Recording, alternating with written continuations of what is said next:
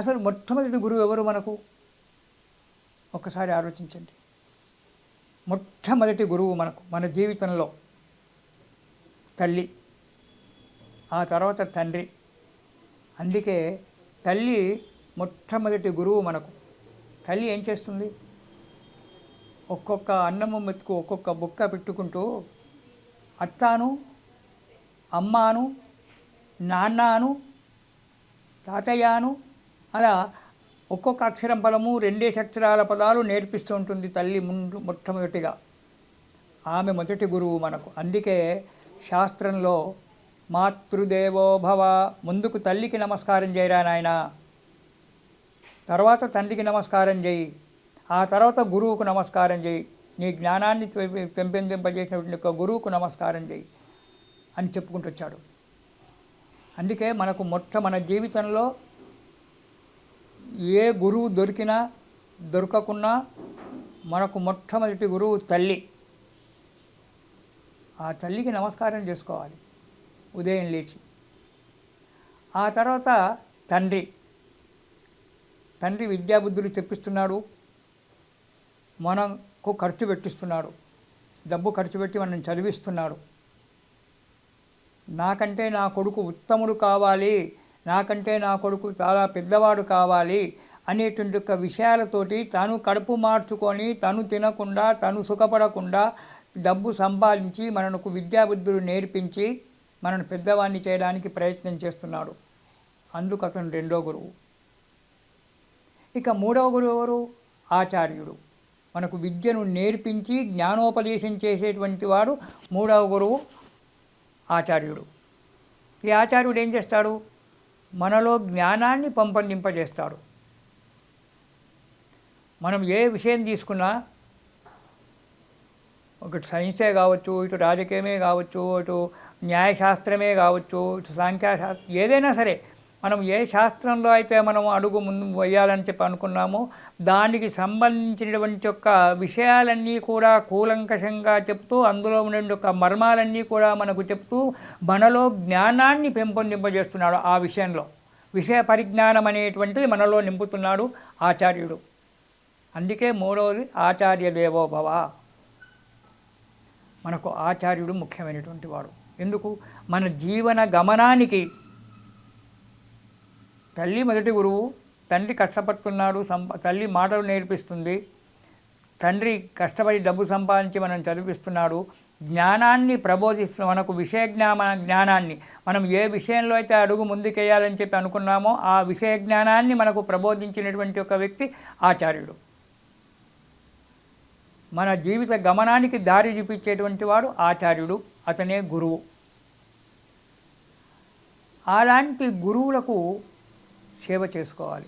కానీ ఈనాడు మనకు సంఘంలో ఏం కనబడుతుంది? గురువులు చెడిపోయినారు, శిష్యులు చెడిపోయినారు. ప్రతిరోజు ఆ మీడియాలో కానీ వార్తాపత్రికలలో కానీ చూస్తూ ఉంటే ఒక్కొక్కసారి బాధ అనిపిస్తుంటుంది.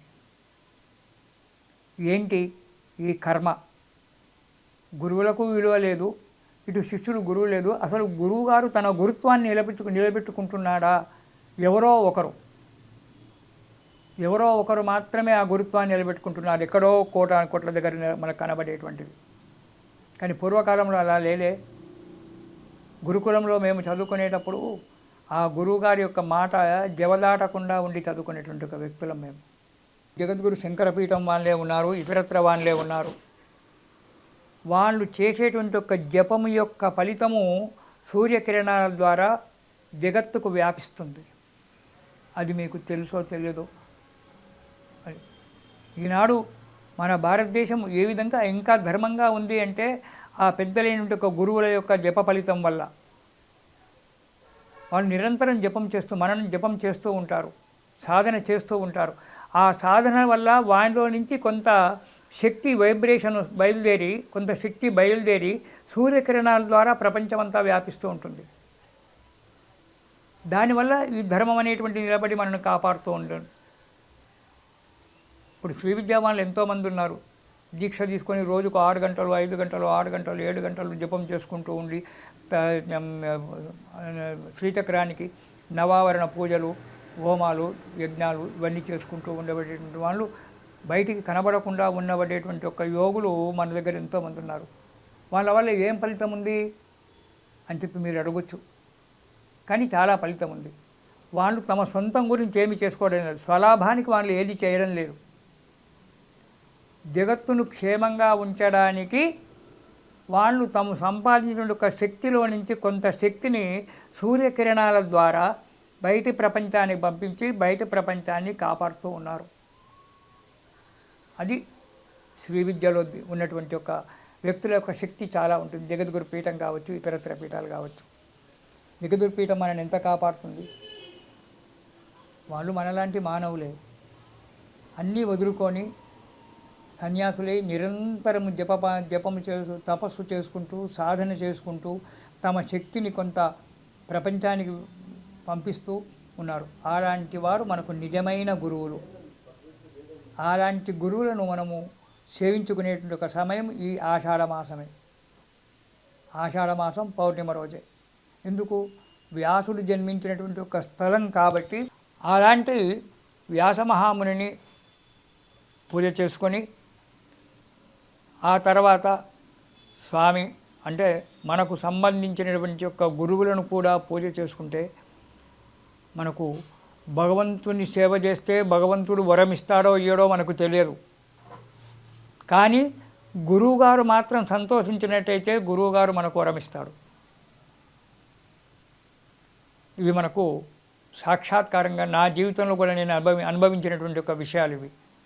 నాది ఏదో కొద్దిగా శ్రీ విద్యోపాసన కొద్దిగా చేసుకుంటాను. నా గురువుగారు ఉన్నారు. అతను ఏదో నేను ఎన్నడూ అతని దగ్గర 12 సంవత్సరాలు శిష్యరికం చేశాను.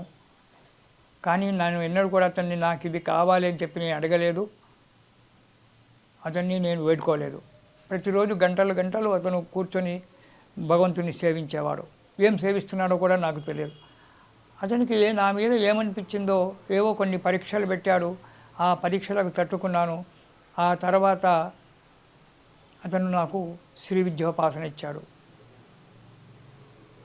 అతనే నాకు జీవనాధారం అని చెప్పి అనుకున్నాను నేను. అతను ఇచ్చినటువంటి ఒక మంత్రాన్ని, అతని ఇచ్చినటువంటి ఒక సాధనను నిరంతరం సాధన చేస్తూ ఉన్నాను. ఈనాడు నాకు ఏదైనా సమస్య వచ్చింది అంటే ఇటు సాహిత్యంలో కావచ్చు, ఇటు వేదంలో కావచ్చు, లేదా ఇటు జాతక భాగంలో కావచ్చు, ఏవైనా సమస్యలు వచ్చినాయి అంటే హాయిగా రాత్రి పడుకునే ముందు గురువుగారిని తలుచుకొని, గురువుగారు నాకు ఈ విషయంలో నాకు అర్థం కావడం లేదు అని చెప్పి మొరబెట్టుకుంటే అదే రాత్రి స్వప్నంలో వచ్చిన గురువుగారు నాకు ఆ సమస్యకు పరిష్కారం చూపిస్తారు. ఈనాటికి కూడా ఆ గురువుగారు ఇప్పటికీ 30-40 సంవత్సరాలైంది అతను ఈ లోకంలో లేక. అయినప్పటికీ ఈనాటికి కూడా నాకు నా గురువుగారు వచ్చి ఆ సమస్యకు పరిష్కారం ఫలాని గ్రంథంలో ఉందిరా మర్చిపోయావా అని చెప్పి 2 తిట్లు తిట్టి, నా మతిమరుపుకు 2 తిట్లు తిట్టి ఆ సమస్యకు పరిష్కారం చెప్తూ ఉంటాడు. అలాంటి గురువులు కావాలి. అలాంటి గురువులను మనం వెతుక్కోవాలి. అలా గురువు యొక్క సేవ చెయ్యాలి. గురువుగారికి దయ కలగాలంటే తొందరగా కలగదు. ఎన్నో పరీక్షలు పెడతాడు. భగవంతునికి దయ కలగాలంటే భగవంతునికి దయ కూడా తొందరగా కలగదు. భగవంతుడు కూడా ఎన్నో పరీక్షలు పెడతాడు. గుడి చుట్టూ తిరిగి నమస్కారం చేసి నేను రోజు దేవునికి నమస్కారం చేస్తున్నాను, నాకేం వరమే లేదంటే చెవిలో సెల్ఫోన్ పెట్టుకొని సెల్ఫోన్లో వ్యాపారం ముచ్చట్లు మాట్లాడుకుంటూ గుడి చుట్టూ తిరుగుతూ ఉంటే దేవుడు వరమిస్తాడా? దయగలుగుతుందా? ఒక చంటి బిడ్డ పాల గురించి తల్లి దగ్గర ఎలా ఆర్ద్రంగా ఏడుస్తుందో అలా మనం భగవంతుని ముందు మొరబెట్టుకోవాలి, లేదా గురువు దగ్గర మొరబెట్టుకోవాలి. అలాంటప్పుడే మనకు ఆ భగవంతునికి కానీ గురువు గారికి కానీ దయగలుగుతుంది. గురువుగారి పాదాలకు నమస్కారం చేసి, గురువుగారు నాకు ఈ విషయం తెలియదు చెప్పండి అంటే గురువు చెప్తాడా? చెప్పడు. మనకు పరీక్షలకు మనం తట్టుకొని నిలబడాలి. ఆ పరీక్షలన్నీ కూడా మనం అనుభవించాలి. అందులో తట్టుకున్నప్పుడే వీడు రాణించగలుగుతాడు, వీడు రాణించి మంచి చేయగలుగుతాడు అని అన్నప్పుడే గురువుగారు మంత్రోపదేశం చేస్తాడు. కానీ ఈనాడు అలా కాదు. దొరికిన వానికి ప్రతివానికి ఉపదేశాలు చేయడమే మంత్రోపదేశం, ప్రతివాడికి మంత్రోపదేశాలు చేయడమే. ఆ మంత్రం అంటే ఏమిటిది, అందులో ఉండే శక్తి ఏమిటిది, ఇచ్చేటువంటి ఒక గురువు తెలుసుకోవాలి, తీసుకునేటువంటి ఒక శిష్యుడు తెలుసుకోవాలి. అది తీసుకుంటే దాంట్లో మనం ఎంతవరకు సాధన చేస్తామనేటువంటి ఒక విషయం. 2 రోజులు సాధన చేసి ఈ మంత్రం పనిచేయలేదు, ఇంకో మంత్రం, లేదా ఈ మంత్రాలన్నీ ఎందుకు మనకు, హాయిగా ఉందాము, ఉండు, ఏ మంత్రం అవసరం లేదు. ఆ ఒక్క భగవంతుని చేసుకునే ఒక నమస్కారము మనస్ఫూర్తిగా ఒక్కసారి చెయ్యి చాలు. ఇలాంటి విషయాలు బోధపరిచేటువంటి వాడే గురువు. గురువు మంత్రం ఇవ్వగానే ఎంబడే ఇచ్చేసి మంత్రం ఇచ్చేసి నా శిష్యుడవుగా నాకు రేపొద్దున ఒక బండెడు బియ్యం తీసుకొచ్చి పెట్టు, ఓ 10 బస్తాల బియ్యం తీసుకొచ్చి ఇంట్లో వారేయి, రేపొద్దున ఒకటి బంగారు కడియం చేయించరా నాయన, నా చేతికి లేదు అని చెప్పేటువంటి వాళ్ళు గురువులు కాదు. వాళ్ళు బాధ గురువులు, బాధ పెట్టేటువంటి ఒక గురువులు. బాధ పెట్టే గురువు కావద్దు. ముందు మనం కష్టపెట్టినా బోధ చేసేటువంటి గురువులు కావాలి.